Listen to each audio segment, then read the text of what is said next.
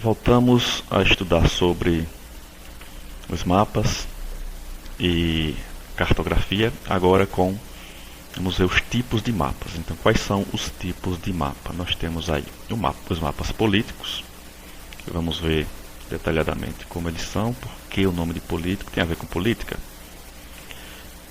Mapas físicos ou naturais, que representam aspectos naturais de um lugar. Mapas temáticos, que identificam temas específicos dentro daquela região representada. As plantas, como já vimos, plantas representam lugares pequenos. Cartas topográficas, que ainda não vimos, vamos ver o que significa carta topográfica. E os croquis, que são muito utilizados também, principalmente na área de turismo. Então, começando aí com mapas políticos.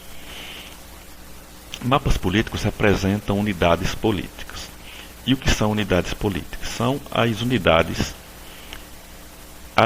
político-administrativa que uma região é dividida. Por exemplo, o Brasil.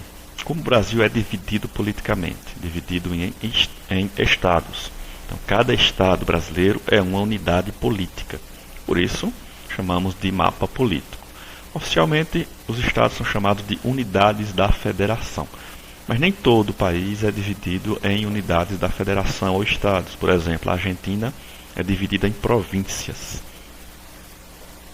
O planisfério político é dividido em países ou estados nacionais, onde cada país, cada unidade, cada estado nacional é representado por sua cor, sua fronteira e o seu território. E o estado dividido politicamente, ele é dividido em municípios. Então é diferente de cidade. Cidade é a área urbana do município. E o município representa todo o espaço que é administrado pelo prefeito da cidade. Isso inclui a cidade, os distritos, como nós temos aqui Iratama, Miracica, São Pedro, que é administrado pela prefeitura de Garanhuns, e também a área rural. Então, o que é o município? A área urbana, representada pelos distritos e a cidade, e a área rural daquele município. Então, esses são os mapas políticos. Mapas físicos ou naturais representam características ou aspectos naturais do espaço que é representado, como, por exemplo, o clima. Aqui no exemplo nós temos o clima do Nordeste, mais especificamente os macroclimas, o clima equatorial, tropical, tropical semiárido e tropical litorâneo úmido. Logo, clima é um dos aspectos naturais e é representado aqui pelas cores e pelos lugares que essas cores estão localizadas. O relevo é outro aspecto natural que é representado aqui nesse mapa, como exemplo, o mapa do Brasil relevo, com as altitudes mais elevadas em cores escuras e as altitudes menos elevadas em cores mais claras, como verde e amarelo. A hidrografia também é um aspecto natural. Aqui nós temos o exemplo, as bacias hidrográficas do Brasil. Aqui é a bacia amazônica, a maior bacia hidrográfica do mundo, a nossa bacia do São Francisco, que é representada pelo Rio São Francisco e os seus afluentes, e também a vegetação. Então, a vegetação também é um aspecto natural, que aqui nós temos a vegetação do Nordeste. Então, aqui é o local onde a vegetação é típica, aqui da floresta amazônica, da Mata Atlântica, do Cerrado e da Caatinga.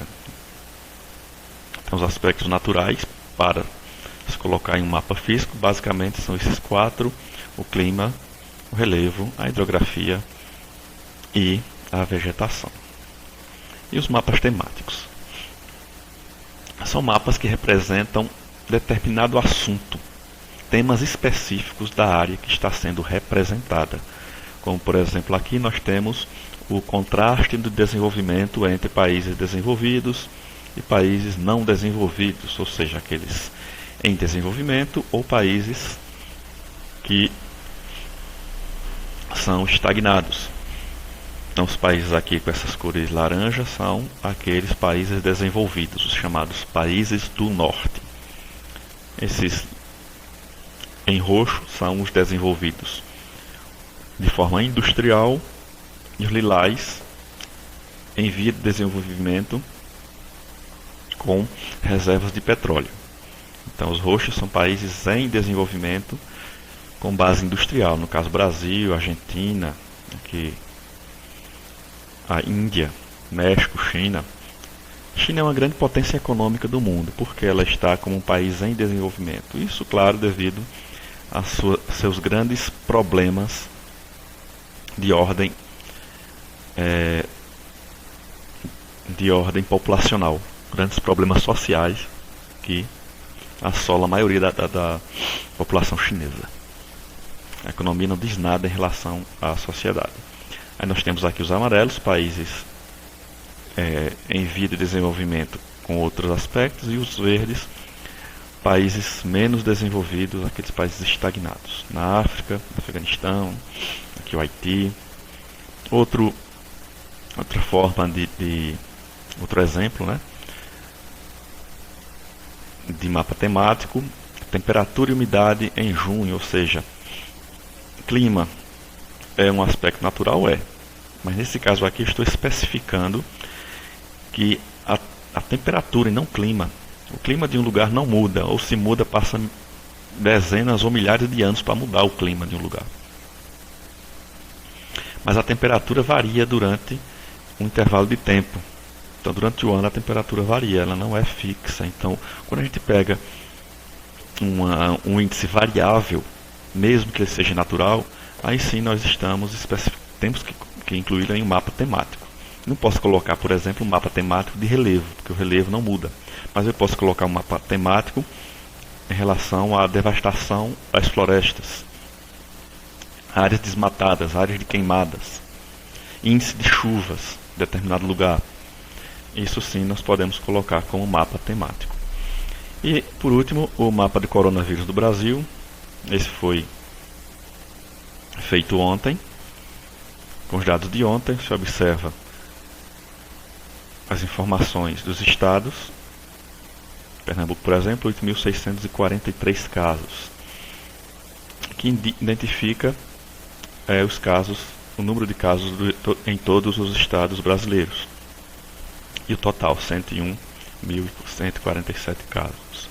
Esse mapa já não vai valer para hoje, já não vai valer para amanhã, então é um tema específico de um local e para uma data específica. Plantas. Plantas são mapas que representam uma região pequena, por isso são mapas em escala grande, utilizados principalmente na área civil e também na área urbana. Como, por exemplo, essa planta de um apartamento, que é feita a projeção antes para construir o prédio, a planta, e a partir da planta, e vender posteriormente esses apartamentos. Então é uma área pequena, aliás, é uma área pequena que está sendo representada no papel. E aqui também outra área, uma parte de uma cidade, no caso uma parte da cidade do Recife, onde identifica os principais pontos e as ruas e avenidas da região. Cartas topográficas são representações também em grande escala, a exemplo das plantas, que representam a variação da altitude, a variação do relevo, ou seja, eles representam os desníveis de terreno da região representada, como nesse mapa digital, onde nós temos aqui o mapa hipsométrico de Garanhuns, onde as cores mais avermelhadas representam as altitudes maiores e as cores próximas ao azul as altitudes menores. Você pode ver aqui o Magano, né?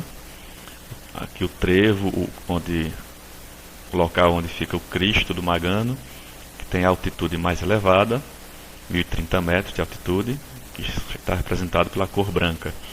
E os outros bairros da cidade. E é também muito comum os mapas topográficos, carta topográfica, mais tradicionais, que são esses que apresentam curvas de nível. Então, o que é uma curva de nível? É um polígono, ou seja, ele se fecha, ele se encontra, onde cada linha representa a altitude em determinado local. Como, por exemplo, aqui nós temos essa linha, as proximidades nessa linha representam 1.300 metros de altitude. Essa outra linha representa 1.400 metros de altitude. Você observa que tem um intervalo entre uma linha principal e outra, entre 1.300 e 1.400. Você observa que tem 4 linhas, ou seja, cada linha representa uma diferença de 20 metros de altitude. Quando essas linhas estão mais próximas, como a gente vê aqui, significa entre 1.700 e 1.800 metros, ou 1.600 e 1.700 metros, significa que o terreno é mais íngreme, ele é mais inclinado e, consequentemente, de mais difícil acesso, até chegar no ponto marcado com X, o pico, 2.073 metros. Quando as linhas de nível, curvas de nível, são mais afastadas, significa que o terreno é menos inclinado, menos íngreme, com maior tendência a tornar-se mais plano possível. Esses são os dois tipos de cartas topográficas, um mapa digital, isométrico, e o outro a carta propriamente dita, que é mais tradicional, com as chamadas curvas de nível. Os croquis são desenhos, são mapas, mas são desenhados, pode ser feito até inclusive à mão, ou desenhados em computador, que representam um determinado local, mas que não precisa observar nem obedecer nenhum tipo de escala. Então representam um local sem escala, é mais um desenho artístico de um local e destinado principalmente à divulgação. Como aqui nós temos uma divulgação da Prefeitura de Mariana, inclusive cidade que foi arrasada por aquela enchente, o rompimento da barragem de Mariana, e que indicava aí os pontos turísticos da cidade. Você observa aqui as ruas, não tem escala nenhuma, não há observação de nenhum tipo de escala em relação tanto ao tamanho do terreno quanto às estradas, por exemplo. Estrada de ferro aqui, as ruas, avenidas, rodovias, e que tem o objetivo unicamente de identificar onde estão os lugares. Então não há necessidade de respeitar a escala real. Então é um desenho artístico. Esse outro aqui é uma cidade estrangeira, também representando locais turísticos, parques, no caso, como está aqui, não tem os parques, cachoeira, mas que não identifica, não precisa ter a escala, e sim a localização que as pessoas vão lá visitar. Após a aula, vamos responder essa atividade aqui. Primeira questão: quais são os tipos de mapas? Quais são os principais tipos de mapas que nós vimos? É apenas para fazer uma lista desses tipos. O segundo: o que são unidades políticas e qual tipo de mapa é usado para representá-las? O que são unidades políticas? A gente viu que os países, os estados são divididos, de que forma podem ser divididos esses países ou estados? E que tipo de mapa é usado para representar as unidades políticas? O terceiro: quais aspectos os mapas físicos representam? Então, quais são os tipos de aspectos do terreno, do espaço representado que os mapas físicos representam e que podem ser observados nesses mapas? A quarta: qual a diferença entre os mapas dos tipos planta e croquis? Esses dois tipos de mapas, a planta e o croquis, representam basicamente o mesmo tipo de espaço. Mas existe uma diferença bem específica entre a forma que a planta representa o espaço e a forma que o croquis representa o espaço. E qual a importância das cartas topográficas? Qual a importância das cartas topográficas? Como elas são utilizadas? Para que são utilizadas?